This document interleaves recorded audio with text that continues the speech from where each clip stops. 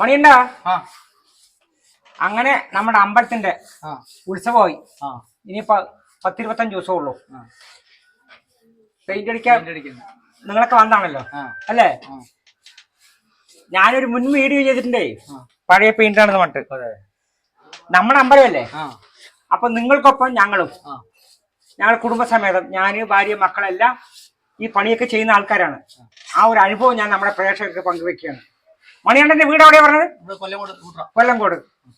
ഒരുപാട് ക്ഷേത്രങ്ങൾ ഞാൻ വർക്ക് ചെയ്തിട്ടുണ്ട്. ഇതേപോലെ പെയിന്റിങ് ആർട്ടിസ്റ്റ്, മുരുകൻ, അയ്യപ്പൻ, ഗണപതി ഒക്കെ വരയ്ക്കാന്ന് പറയുന്നില്ലേ, അതെല്ലാം ചെയ്ത ഒരാളാണ്. ഇതേപോലെ പെയിന്റിങ് അമ്പലങ്ങൾ, ക്ഷേത്രങ്ങൾ ചെയ്തിട്ടുണ്ട്.